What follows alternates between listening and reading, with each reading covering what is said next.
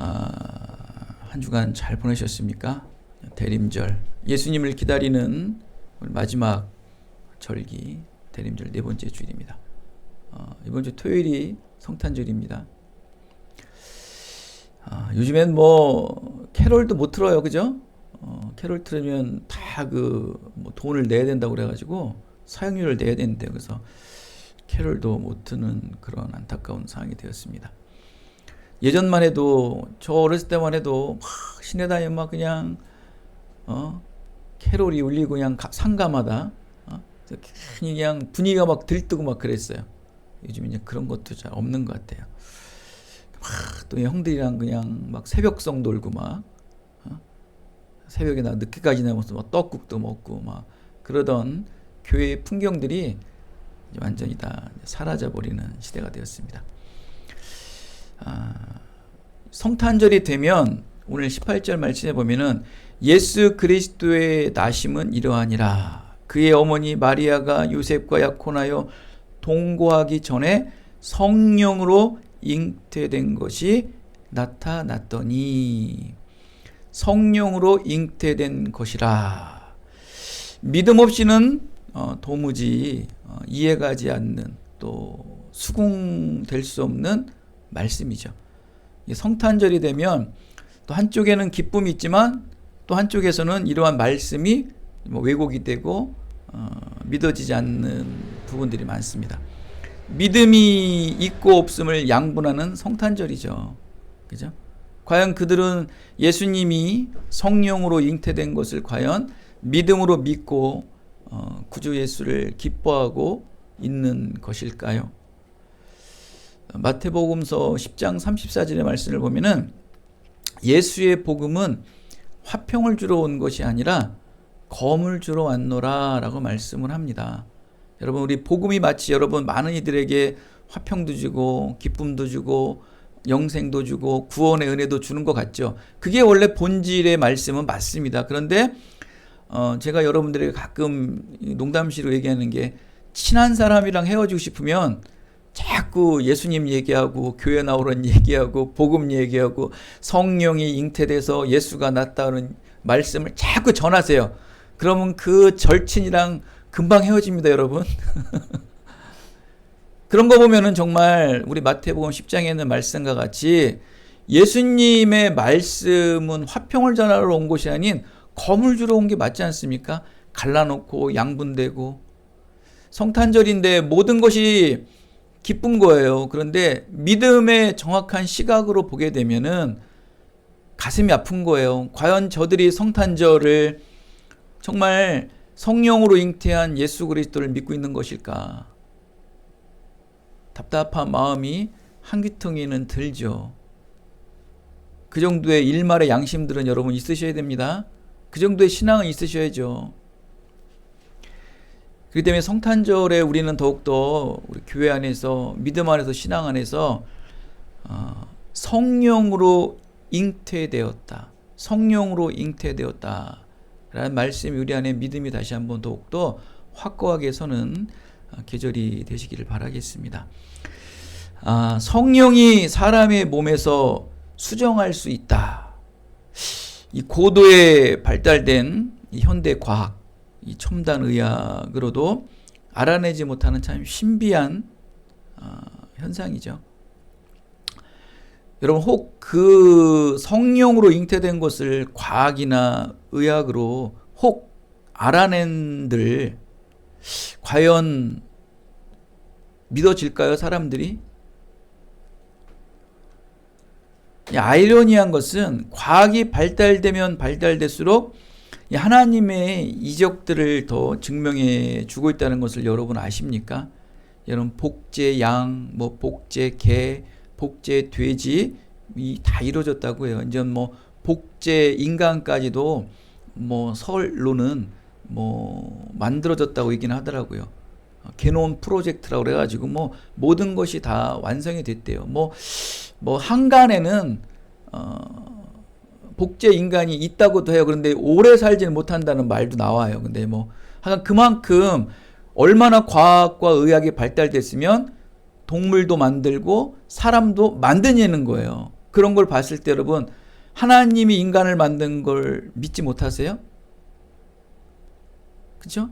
사람이 인간을 만들 정도면 하나님이 인간을 만드는 게 자꾸 과학이, 의학이 증명을 해내고 있고, 또 오병이어의 기적, 또 홍해바다의 기적, 죽은 자가 일어나는 이적들을 역사적 증거로 찾아내고 있고, 또 이것을 고고학적으로 계속 찾아내면서 증명해내고 있는 현실입니다, 여러분.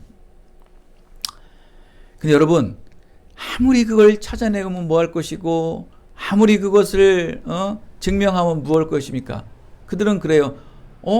맞네. 예수님이 정말 성령으로 잉태가 됐네. 아, 예수님이 정말 오병이어의 기적을 이뤘네. 아, 정말 예수님이 정말 물을 가르고 죽은 자를 살리셨네. 맞네. 인정해. 인정은 하죠. 근데 믿어요, 안 믿어요? 믿음까지는 이르지 못한다는 게 안타까운 거예요. 인정을 해요.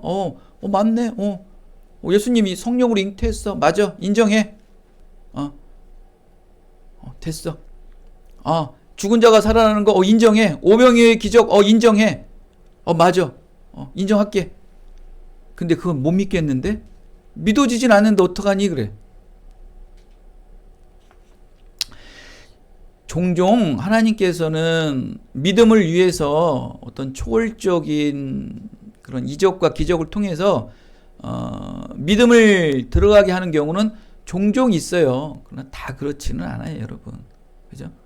그런 신비적인 사건을 통해서, 신비적인 그런 일을 통해서 믿음을 얻게 하는 경우도 종종 있지만 다 그렇지는 않다. 결국 여러분, 믿음과 이성의 문제입니다, 여러분. 믿음과 이성의 문제예요. 아무리 밝혀지고 인정하고 이 성경에 잠언서니 시편에 있는 말씀, 또 역사서에 있는 모든 말씀들이 아무리 나에게 교훈이 되고 좋은 말이면 뭐합니까? 그게 결국 믿음으로 믿어져야죠. 성육화가 되어야 되는 거예요. 말씀이 내 안에 성육화가 되어야 되는 거예요. 근데 이 성육화가 되진 않으니 여러분, 삶 속에 행함의 증거가 드러나진 않는 겁니다, 여러분. 여러분, 믿음의 행함이 없으면 그건 죽은 믿음이라고 야고보서에도 그냥 누누이 말씀하고 있지 않습니까? 주님께서 동일한 말씀을 하고 있어요. 너희들 주여 주여 하는 자마다 죽은 자를 살리고 귀신을 쫓을지라도 나는 너희를 도저히 알 수 없다고 주님께서 말씀하지 않습니까? 여러분, 예수님께서는 알 수 없대요. 왜? 그들은 믿음이 아니에요. 성령의 힘입은 믿음이 아니라는 겁니다. 결국 믿음의 문제냐 이성의 문제냐 끊임없이 부딪히는 현대 신앙의 문제고, 여러분 삶 속의 신앙의 문제예요. 히브리서 11장의 믿음장에서는 뭐라고 말합니까? 모든 세계는 하나님의 말씀으로 지어진 줄을 우리가 아나니. 그래서 우리라는 게 누굽니까? 믿음을 가진 자라는 거예요. 아나니. 믿음을 가진 자는 믿음으로 안 되는 거예요. 모든 세계. 그러니까 여러분 지금 보여지고 나타나는 모든 것은 하나님으로부터 나타나게 되었다라는 것이에요. 그래서 이어지는 말씀이 보이는 것은 나타나 있는 것에서 생기지 않았다. 그 어디서 나타났어요? 하나님의 말씀으로 나타나고 보이게 돼요. 여러분 다 보이는 것, 나타나는 것, 만져지는 것, 존재하는 것은 다 보이지 않는 하나님의 말씀으로부터 시작되었다는 것을 믿으시기 바랍니다. 이게 믿음장의 핵심이에요. 그래서 믿음장 11장 1절에 보면은 믿음은 보이지 않는 것들의 증거니. 믿음은 보이지 않는 것을 믿어야 믿음이에요. 보이는 것을 믿는 건 믿음이 아닙니다, 여러분. 그럼 믿음이 아닙니다, 여러분. 믿음은 보이지 않는 것을 믿어야지만 믿음이 되는 것입니다, 여러분.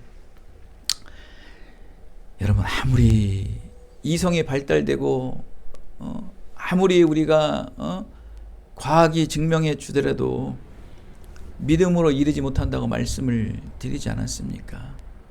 믿음은 여러 방편으로 성경의 모든 이적과 기적을 굳이 증명해 보이지 않아도 믿음은 그냥 다 알아줘요. 이게 알아서 믿는 게 아니고 이해해서 믿는 게 아니고 믿어지기 때문에 알아지는 겁니다, 여러분. 믿어지기 때문에 알아지는 거예요.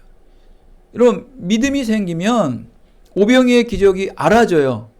믿음이 생기면 죽은 자가 살아나는 게 알아져요. 믿음이 생기면요, 성령이 잉태된 걸 알아져요. 이해가 돼요. 이해가 돼서 믿는 게 아니고 믿어지기 때문에 그 모든 것들이 알아지고 이해되어지고 신뢰할 수 있고 수긍할 수 있게 되는 거예요. 신기한 거죠. 그래서 13세 된 마리아가 천사가 나타나서 내가 잉태됐다는 수태고지를 들어요. 그 13세 난 아이가, 그 여자아이가 그 말을 듣고 믿어요. 주님의 말씀을 나는 믿겠노라 그래요. 그건 뭐예요? 믿으니까 자기가 성령으로 잉태된 걸 알아지는 거예요. 믿음은 모든 걸 알게 돼요. 믿어지면 하나님께서 모든 천지 만물을 창조하신 것을 알게 돼요. 이해하게 돼요. 수긍하게 돼요. 신뢰하게 되는 거예요. 믿음이. 그 때문에 여러분, 알려고 믿지 마시고 믿음으로 알아지세요. 그게 신앙의 기본이에요, 여러분. 우리는 끊임없이 믿지 않는 사람들 오해요. 그럼 나를 설득해봐. 나를 알게 해봐. 그러죠. 그죠? 말씀드렸죠. 그런 사람들 알게 하고 이해되고 증명해줘도 그들은 뭐예요?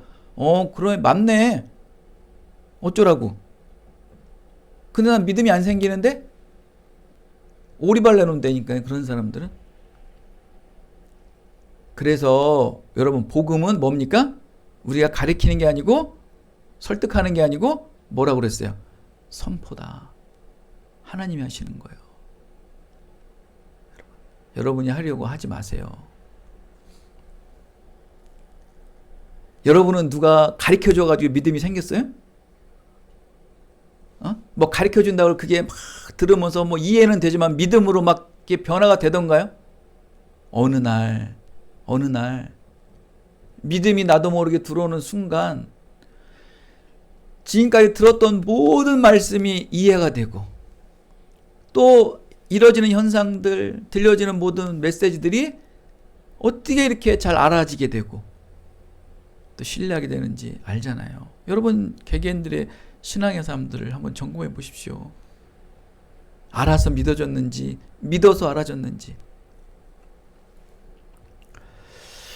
여러분, 오늘 이 처녀 마리아가 아기를 잉태한 소식이 탁 들려옵니다.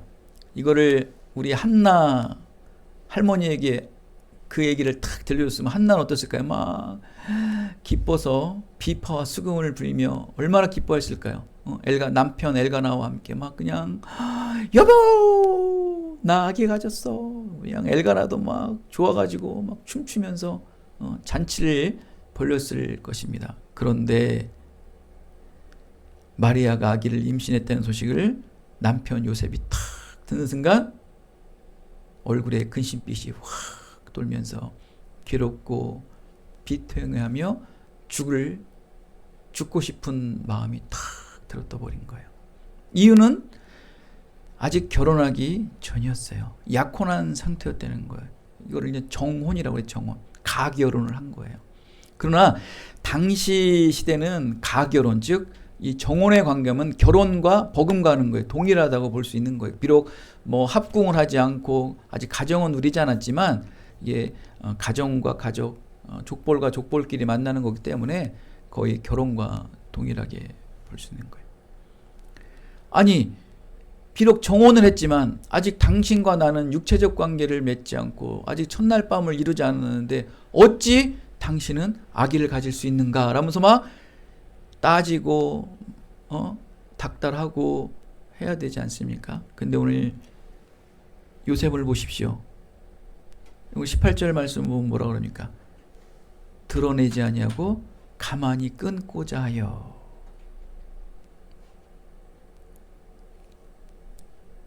율법적인 요셉, 율법을 굉장히 지키고 사모했던 요셉 같은 경우에는 율법만 갖다 대도 지금 이건 파혼의 정당한 결격 사유가 되는데도 그는 마음으로만 끊고자 품고 있었던 거예요. 여러분, 정말 우리 남자분들 요셉과 같은 사람이 되세요. 자신의 수치와 불명예를 당하는 것보다 연약한 어린 여인 마리아를 먼저 존중하고 배려했다. 이것을 소문내고 들춰내면 이게 남자 우선주의 아닙니까? 그 당시, 지금도 마찬가지지만 그때는 더했죠. 남자 우선주의인데도 정말 이거를 파혼 사회가 될 수 있는 거예요. 그런데도 어린 마리아를 생각하며 마음으로만 품고 있었던 거예요. 조용히 끊어야겠다. 소문내지 않고. 요즘 여러분 데이트 폭력 많죠. 스토커들 많죠. 데이트 보복 엄청 많죠. 무섭더라고요. 우리 남자, 우리 기쁜 일이게 남자들 아마 줘 트지고 다닐 것 같아, 여자들한테. 그치? 맞지? 우리 교회 남자들은 너무 착해가지고 그냥 무서워 요즘에요. 요 며칠 전에도 데이트 폭력으로 막 가정까지도 막 그 집에까지 침입해가지고 막 살인을 범하는 일들 많지 않습니까? 여러분, 얼마나 요셉이 그 여자를 배려하고 존중하는 마음이 있었던 것입니까? 드러내지 않고, 18절에 말씀드렸죠. 드러내지 않고, 마리아를 드러내지 않고 조용히 끊고자 하여. 여러분, 사랑하기에 헤어진다는 말 여러분 아시죠? 굉장히 역설적인 말이잖아요. 이게 정말 요셉과 같은 사람이에요. 사랑하니까 그 가련한 그 어린 마리아를 조용히 보내는 거예요. 율법으로 징벌하면은 돌을 맞아 쳐 죽여야 돼요. 마리아는 가늠한 여인이에요. 정혼을 한 여인인데 얼마나 율법이 얼마나 무섭습니까, 여러분? 헌법에도 없는 게 율법에는 있어요, 여러분. 아십니까? 딱 봐서요. 헌법에 그런 게 어디 있어요? 내 마음 상태가 안 좋다는 게 헌법에 있어요? 근데 종교법에는요, 내 마음 상태가 더럽다 그러면서 그거를 징벌하는 게 종교법이에요. 무서운 거예요, 여러분, 종교법은. 그 무시무시한 율법을 배제하고 사람 먼저 우선으로 생각하면서 조용히 끊고자 마음을 품었던 요셉이에요. 참 착한 요셉이죠. 근데 하나님께서요, 요셉이 파혼을 결심한 것을 아시고 부랴부랴 천사를 보내요. 꿈속에 천사를 보내서 요셉에게 말해요. 요셉아, 내 아내 마리아가 남자와 불륜을 겪어서 아기를 가진 게 아니고 성령으로 잉태했어 라고 말씀을 알려줘요. 지금 급하신 건 누구세요? 하나님이세요. 근데 강도가 있어요, 여러분. 직접 나타나서 보여주느냐, 꿈으로 나타나서 보여주느냐, 어떤 게 더 강도가 센가요? 그쵸? 근데 요셉은 그래도 믿음이 어느 정도 있는 사람이에요. 그래서 요셉 정도면 꿈 정도만 나타내서도 분명히 얘는 믿을 것이다 라고 해서 꿈으로 나타내는 거예요.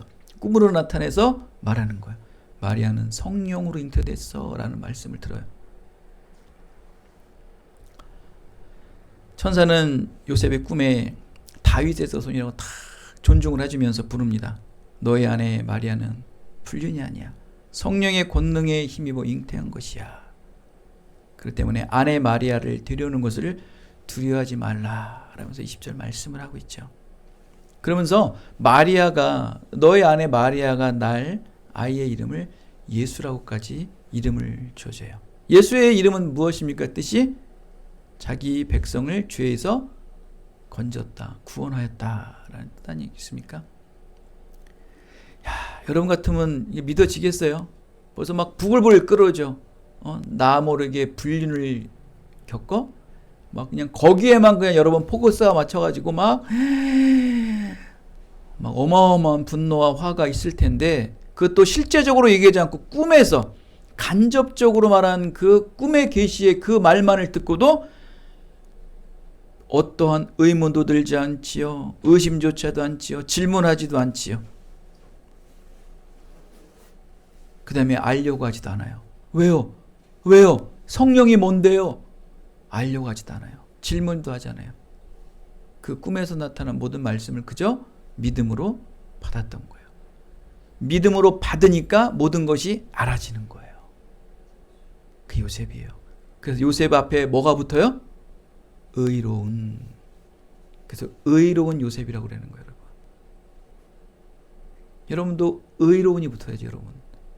의로운 영국, 의로운 진한, 의로운 민환, 의로운 미현, 의로운이 붙어야죠. 의로운이라는 것은 여러분 말씀을 들음으로 믿는 거예요. 말씀을 들음으로 어떠한 의심과 질문과 토를 달지 않는 거예요. 알려고 하지도 않아요. 그냥 믿어지는 거예요. 알려고 하는 게 아닌 거 믿어지는 거예요. 믿어지면 아는 거예요. 믿어지면 하나님은 40년 동안 삼시세끼를 광야에서 200만 명이 넘는 자들에게 만나를 베풀었는데 그깟 5천 명 넘는 사람에게 한 끼의 식사를 못 대접하겠냐는 거예요. 이게 믿어지는 거예요. 그냥 믿어지니까 모든 게 다 알아지는 거예요. 바로 요셉이 믿어지니까 마리아를 더 사랑하게 되는 거예요. 그게 돼요, 여러분?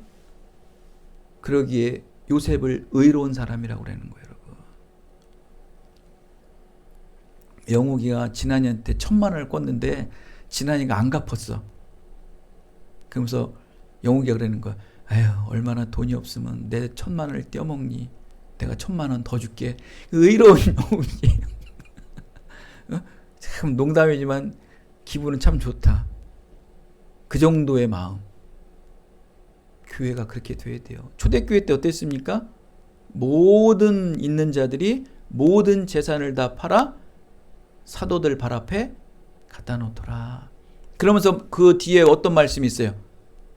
교회 안에 가난한 자가 한 사람도 없었더라.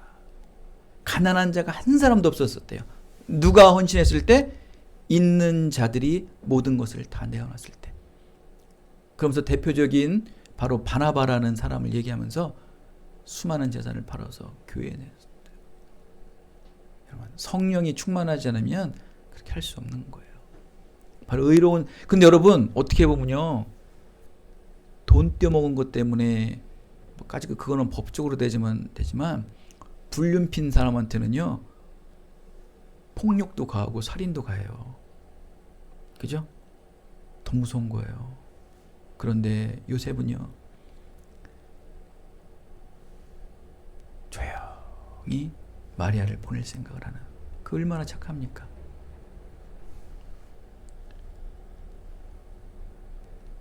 요셉은 24절에 잠에서 깨어나 주의 사자의 말씀에 순종하여서 아내를 데려옵니다. 마리아를 데려와요. 이게 뭡니까? 이거는 믿음으로, 여기서 뭐랍니까? 분부대로 행하여, 말씀으로 행하여. 이게 굉장히 중요한 거예요. 여러분 원수들이 있죠. 원수들.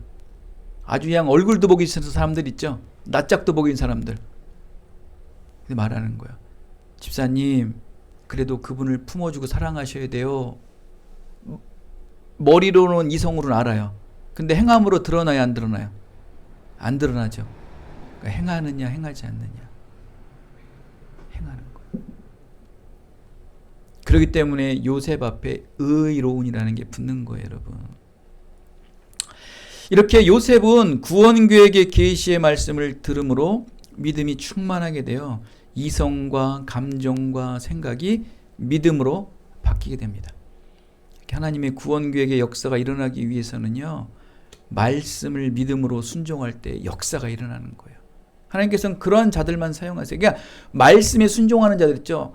정말 부당한 말이고 되지 않는 말들을 믿음으로 순종하는 자들이 있어요. 왜냐하면 이성으로 생각하지 않는 거예요. 감정으로 생각하지 않는 거예요. 오직 믿음으로 그걸 생각하고 믿음으로 품고 행함이 드러나는 거거든요. 지금 뭐 농담으로 얘기했지만 1,000만 원을 줬으면 1,000만 원을 더 주라는 게, 이게 믿음으로 믿어지면 하는 거예요, 여러분. 근데 이게 믿음으로 믿어지지 않으면 결코 행함으로 드러나지 않습니다. 그냥 관념으로만 묵혀버리는 거예요. 생각으로만 묵혀버리는 거예요. 왜? 자기 생각이 옳지가 않기 때문에 그냥 행함이 드러나지 않는 거예요. 여러분들도 보면 행함이 드러날 때 보면은 내 생각이 옳고 내 주관이 옳을 때 행함으로 바로 연결이 되지 않습니까? 그렇죠? 행함으로 드러나기까지 이렇게 힘든 거예요. 그러나 믿음은 믿어질 때 우리의 이성으로는 이거는 아니다, 이거는 비합리적이다라고 머릿속에서는 알아지지만 몸과 행함은 어때요? 드러나서 행하고 있다는 거예요. 분명히 이 전도지를 전하면 저 사람들이 싫어할 거라는 걸 알면서도 이 전도지를 전하는 건 뭐예요? 그 순간만큼은 믿음이라는 거예요, 여러분. 비록 저가 이 전도지를 받고 읽건 찢어버리던 그거 상관없이 이것을 바꿔서 예수라는 그 한마디, 복음이라는 그 한 글자만 그가 읽어도 하나님께서 역사하실 것이라는 그 마음으로 전하는 거거든요. 그 행함이 어디서 나올 거예요? 믿음이거든요. 여러분의 이성을 마비시키고 여러분의 생각을 마비시키는 게 믿음이에요. 요셉이 그랬어요. 이렇게 말씀에 순종하는 자, 말씀에 순종하여서 행함까지 이어지는 자, 그게 바로 의로운 자라는 것이죠. 이렇게 하나님께서는 선택하시는 보면요, 헛된 게 없으세요. 제대로 선택하셨어요. 하나님의 이 선택하심을 보면은 정말 완벽하세요. 완전하시세요. 실수하지 않으세요. 하나님께서 여러분 개개인들을 선택하신 건 여러분 결코 실수하지 않으신 겁니다. 완전한 선택이심을 믿으시기 바랍니다, 여러분. 믿으세요. 지금 비록 여러분 좀 자존감이 떨어지고 낮아지고 아직 드러내지 않을지 몰라도 하나님이 여러분을 선택하셔서 이 자리에 왔다는 건 완벽하신 선택이에요. 여러분의 선택이 아니라 하나님의 선택이심을 믿으시기 바랍니다, 여러분. 믿으셔야 돼요. 반드시 여러분의 믿음을 통해 사용하세요.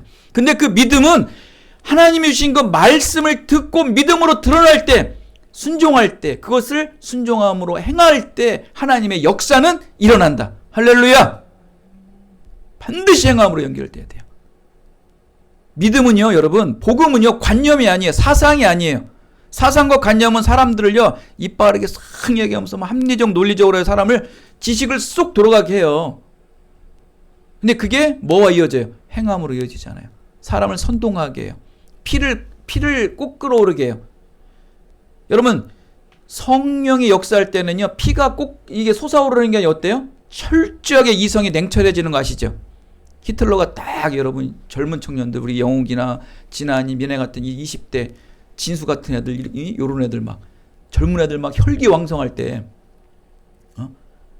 불러놓고서 히틀러가 한번 강연을 하잖아요. 그럼 거기 있는 젊은 애들이요, 다 지원해요. 다 총알바지로 가는 거죠. 누가 봐도 패망이 짙어지는 2차 세계대전 그 말렵에 그 젊은 애들에게 강연을 해요.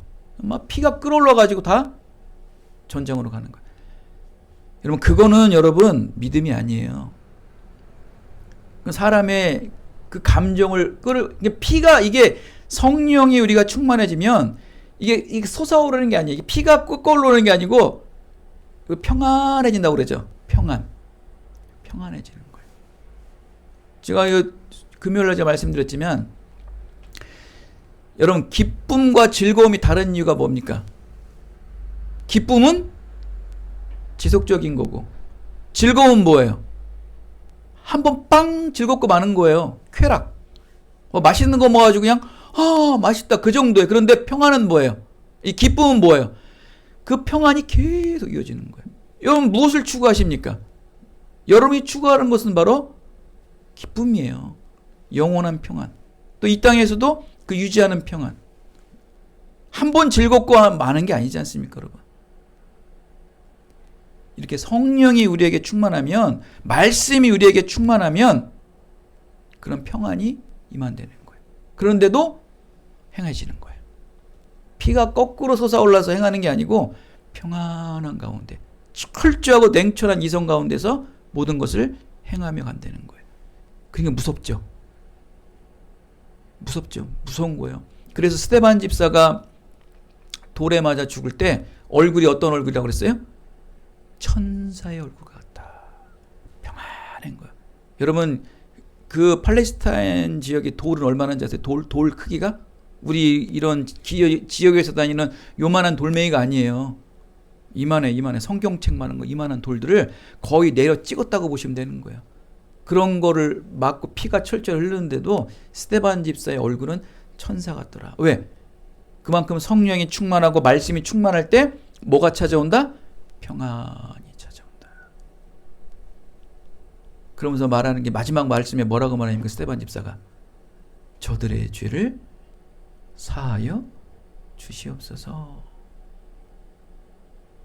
천사 같은 얼굴로 저 돌을 던지는 저 악한 자들을 저들에게 죄를 돌리지 마시고 사하여 주시옵소서 라면서 죽음에 이르게 되는 스데반 집사를 볼 수 있지 않습니까? 지금 요셉이 그런 거예요. 평안한 거예요. 막 그냥 정혼할 여인이 막 그냥 부정으로 이런 생각이 다 사라져버린 거예요. 평안한.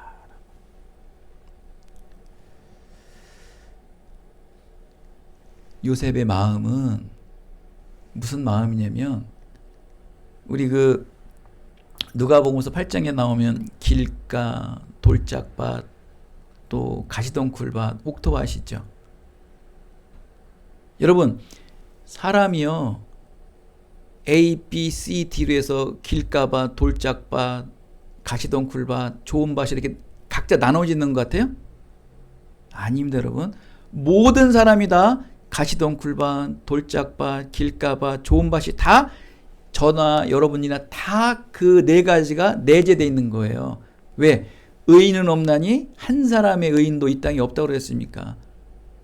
원래 처음서부터 좋은 밭으로 갇혀있는 사람, 옥토 같은 밭을 가지고 있는 사람은 없어요. 누구나 다 자갈밭, 돌짝밭이나 자갈밭이나 그 다음에 또 가시덩굴, 길가 다 갖추고 있는 거예요. 그런데요 의인인 요셉은요 말씀을 늘 지킨 자예요. 디카이오스라는 그 의롭다라는 말은요 하나님의 율법과 계명을 지키는데요 늘 말씀을 묵상하는 것은 그들의 삶이었고요 하루에 3번 기도합니다. 그들은 하루에 3번 늘 기도해요. 그들 삶을 통해서 이 요셉은 메시아 소망을 늘 그 안에 품고 있었던 거예요. 그러면서 그 마음속에 있는 돌을 부수고요 그 마음속에 있는 가시나무의 뿌리를 끊임없이 말씀과 기도로 뽑아낸 거예요. 그래서 그 의로운 요셉은요 마음밭이 본래 옥토밭으로 늘 갈아엎어서 아주 고운 밭으로 그냥 그곳에는 그냥 스쳐가는 복음의 씨앗만 심겨줘도 뿌리가 금방 내릴 옥토 같은 밭으로 이미 준비된 자였던 거예요. 여러분 그냥 된 게 아니에요. 여러분 제발 좀 돌들 좀 부수세요. 기도로 부수세요. 말씀으로 가시를 나무를 뿌리채 뽑으시라고. 여러분 예전에 저희 그 어머니 지금은 이제 아버님이랑 낙골 땅에 같이 모셨는데 예전에 그냥 이게 분묘 있죠. 묘 이렇게 그 묘 이제 왜냐하면 70년도에 들어가셨으니까 그때는 다 그렇게 하셨잖아요. 거기 가서 이제 이렇게 제초 작업을 해러 가면은 이 뿌리를 뽑잖아요. 그 잡초 요만해요. 근데 이거를 뽑잖아요. 진짜 거짓말 안 하는 거 이만해 뿌리가. 난 그거 보고 놀랬어요. 야 이렇게 잡초의 뿌리가 싹은 요만한데 뿌리가 이만한 걸 몰랐어요. 정말 무섭더라고요 잡초라는 게. 여러분 가시뿌리 뽑으셔야 돼요. 여러분 그 말씀으로밖에 기도로밖에 뽑지 못해요. 여러분 여러분의 말씀이 자라지 못하게 하는 그 돌들을요 부숴야 돼요. 기도로 부숴야 되고 말씀으로 부셔야 돼요. 이 요셉이 의로운 요셉이 될 수 있었던 것은 하나님의 구원 계획을 온전히 이룰 수 있었던 것은 이 율법이란 말씀을 통해서 관념화되지 않고 사상화되지 않고 여러분 이 율법의 가장 율법 정신이 뭐예요? 사랑이에요. 사랑. 율법은 사랑이에요. 하나님을 사랑하듯 내 이웃을 사랑하는 게 율법 정신이에요. 그 율법의 마음이에요. 그 진정한 율법의 마음, 행함으로 사랑을 행할 수 있는 진정한 그 율법을 의로운 요셉은 가지고 있었어요. 그의 마음밭은 옥토로 아주 엎어져서 너무나 좋은 밭으로 만들어지는 상태에서 꿈에서 나타난 천사의 말을 듣고 믿음으로 믿어지게 되었다. 믿음은 그냥 믿어지는 게 아니에요.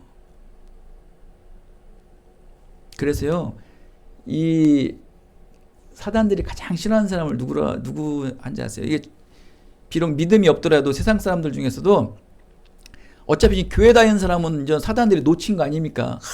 저걸 그냥 교회를 못 나가게 잡았어야 되는데, 근데 이제 지금도 교회 다니는 사람도 교회 안 다니는 사람이 또 많지 않습니까? 그러니까 사단들이 지금도 늘 긴장하면서 교회로 못 가게 이렇게 이렇게 감시를 하고 있는데, 그 중에서도 가장 요 주위 사람들이 누군지 아세요? 생각이 깊은 사람들. 늘 인생이 무엇인가, 사람은 왜 이렇게 살아야 되는가, 이렇게 믿음은 없지만 늘 그런 생각에 깊이 빠지는 사람들 있죠. 그런 사람들을 가장 무서워해요. 왜? 그런 사람에게 복음의 씨가 탁 들어가면 딱 걸려 들어가거든. 진짜 그래요. C.S. 루이스에서 나오죠. 스테이프 크루트라는 그 책에 보면은 사단이 가장 싫어한대, 그게. 그러니까 생각이 많고 인생에 대한 어떤 상념들에 빠져 있는 사람들 있잖아요. 그런 사람들 원래 건드려야 돼요, 우리가. 그만큼 자꾸 가시덩굴과 돌짝발 때문에 뭔가 불편함을 알고 있는 거예요, 그 사람들은. 근데 그게 뭔지는 모르죠. 뭔지는 모르지. 우리는 그걸 알잖아. 우리 영적인 존재이기 때문에 그걸 알잖아요. 끊임없이 우리는 부숴야 돼요. 돌 때문에 믿음이 안 들어가, 가시 때문에 나의 말씀이 자라지 않아. 부수고 뽑으시면 되잖아. 아니, 매일 말씀 듣잖아요. 매일 기도해야 되잖아요. 여러분, 하루에 3번씩 늘 기도하죠, 여러분. 하루에 늘 여러분 손바닥에 써가면서 말씀 늘 읽잖아요. 제가 알아요, 여러분 그렇게 하시는 거. 제가 여러분 때문에 본받는다니까. 어느 날은 막 김면 집사님이 그냥 손바닥에 성경 그 포스트잇에다 붙여가지고, 목사님 저 이렇게 성경 읽고 다니면서 막 인증사진도 보내시잖아요. 그렇게 열심히들 하고 계시니까 마음속에 가시 나무 뿌리가 자라겠습니까? 돌짝밭이 그곳에 여러분을 불편하게 했습니까? 영웅이는 늘 그냥 걸어다닐 때마다 입으로 방언 기도하면서 다니잖아요. 아이, 그렇게 합이 안 맞으면 어떡하니 너. 요셉이 그냥 요셉이 된 게 아니에요, 여러분. 하나님은요, 그 한 사람을 통해서요, 그 마리아를 포용하고 사랑하는 거예요. 여러분, 그 시대에 그 마리아 같은 여인을 누가 품겠습니까? 그 더럽고 추악한 여자를 누가 품겠냐고요. 그 의로운 요셉이 품은 거예요. 여러분이 그 세상에서 지금 죽어져가고 썩어져가는 사람이 얼마나 많습니까? 그러나 하나님은 그 사람들 통해서 하나님의 복음 사역을 이루실 거예요. 그럼 여러분들이 의로운 요셉이 돼야죠. 지금 세상에 수없이 마리아같이 욕먹는 사람들이 얼마나 많다고요. 그 사람들을 여러분이 품으셔야 돼요. 성탄절이라고 여러분 놀고 먹고 기뻐하지 마시고, 정말 누구 하나에게 진정한 위로받지 못한 사람들, 진정으로 사랑 한번 느껴보지 못한 사람들에게 정말 하염없이 여러분 행함으로 그들을 허그해 주세요. 그들을 포용해 주시라고요. 여러분의 그 마음에 품은 사랑으로 그 한 사람을 품어주면요, 그 여러분의 그 체온이 따뜻해서 우는 게 아니고, 그 정말 사랑하는 마음으로 그 영혼까지도 품어주는 그 허그에 그 상대는 그냥 녹아 우는 거예요, 여러분. 그게 정말 성탄의 기쁨이죠. 여러분, 정말 의로운 그리스도인들이 되세요. 진정 의로운 사람들. 행함으로 실천하십시오. 믿음은 반드시 행함이 드러나야 돼요. 자, 여러분, 이 성탄절 마지막 절기에 여러분에게 다시 한번 부탁을 드립니다. 남을 사랑하는 자는 율법을 다 이룬 자요, 사랑은 율법의 완성이라. 율법은 여러분 정죄하는 게 아니에요. 율법을 많이 한다고 의로운 자가 되는 게 아니에요. 율법의 말씀은 행함으로 실천하는 자라야 의로운 자가 되는 거예요. 율법 말씀의 의무에만 충실하지 마시고 하나님의 말씀을 즐거워하시는, 그러므로 그 말씀이 너무나 즐거워서 많은 이들에게 전하고 행하고 실천하고 나타나고 드러내는 여러분의 기쁨의 성탄절, 조의 성탄절이 다 되시기를 예수 그리스도의 이름으로 축원드리겠습니다. 하나님 감사합니다. 이 시대에 참된 의로운 요셉이 한 사람